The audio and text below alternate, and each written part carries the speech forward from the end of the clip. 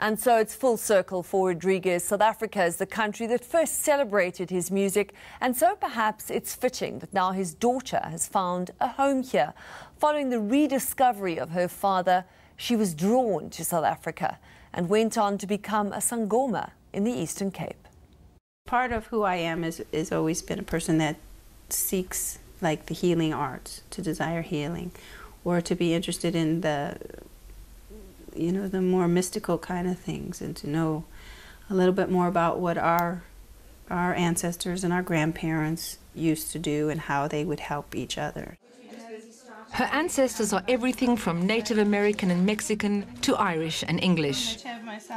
You know, if you go back far enough, we all have the same ancestors. Remarkably for such a spiritual person, Eva enlisted in the US military in the 80s. Her dad was not happy. He didn't like it at all. No. I was like, a lot of people ask that the ultimate rebellion for a Rodriguez child would be to join the army. And I did it more as a way to get out of my circumstances. Mostly they target the poor and the blacks and the Hispanics in the United States. She trained as a medic, served as a combat nurse in the US Army in many parts of the world. Then she trained as a helicopter fighter pilot, one of the few females in the US Army. Her career was at a high. Well, I went to Germany. I served in Germany for 3 years at the time when the Berlin Wall came down. And then Operation Desert Storm, Gulf War, Iraq and Kuwait and Saudi Arabia. She was a few years from retirement when she fell pregnant in 1999, soon after Rodriguez's first tour to South Africa. She had an epiphany. Motherhood and life had changed her. I couldn't see my son growing up to be, we call them army brats, where I give him the brush cut, put his camos on, and I couldn't see carrying that on, and then I couldn't, I felt he had to be completely removed from it.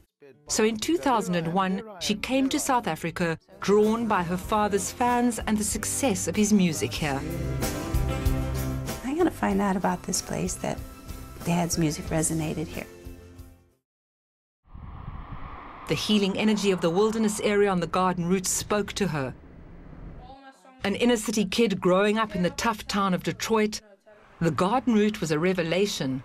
She says she didn't know anything about nature. Didn't know anything about that stuff. Or stars. You can't see stars in the city, and you can't. So as silly as it sounds, more and more am I. Well, when I got here, one is the color green. It comes in many shades. And I joke about it, but it was like that, and you're just connected about where food comes from. It was like reliving her childhood, learning for the first time how things grow, how the universe is connected, and accompanied by her son Ethan. I went through a lot of growing, and a lot of it was with Ethan. So it was like my renewed childhood, to be in a safe place, to be in a beautiful place, to have nice, friendly people, because South Africans are very kind, and in Detroit, it's tough, it's rough, it's mean. She was drawn to African traditional healing. It seemed so close to her own Native American roots. South Africa's got an abundance of plants and life, and I explored more into the plants and then the medicinal values. And in the United States, our ancestors and relatives also used traditional plants and minerals and arts of different ways of healing. Then Eva met the woman who was to become her teacher, Mamchawe, from the Royal Xhosa Chawe clan. She came here to Wilderness and we did my initiation ceremony. And I've been to her place. She lives in East London, in Mdantsane. And we've done different ceremonies with different people throughout the Eastern Cape. Eva's Xhosa name is Nomvula. Over the past few years, she trained as a sangoma. She also practices Native American rituals of cleansing and purification. Mamchawe participates in that too. Part of the learning process is to heal yourself and then use what we have available and have that wisdom passed down. And she sees healing as a gift and something that develops over time. This is a very ancient tradition. I find a lot of reverence in it. I don't understand all of it completely, so I only go as far as I can go and not to have fear. But pretty much it all comes to love. It really does. And that's what heals things, that's what grows things, that's what changes things. And even if it's only one person, yourself. As a volunteer, her love helps heal abused women and children at the Pambile shelter in George.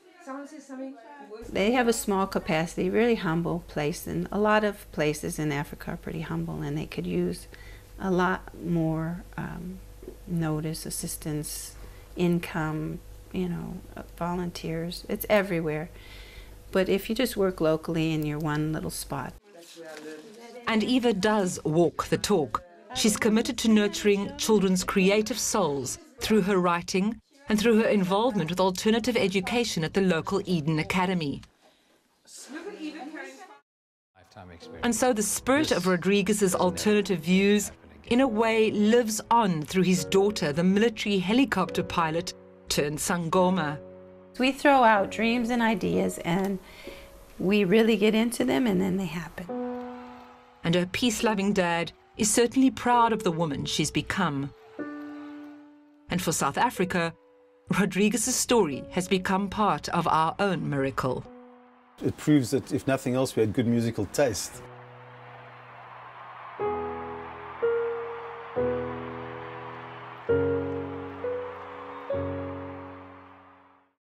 And that's it for this week, but we are always interested in hearing from you. You can email us on thirddegree@etv.co.za. That's on your screen. Also, our social media profiles, those details being displayed right now. Join us again next week. Until then, goodbye.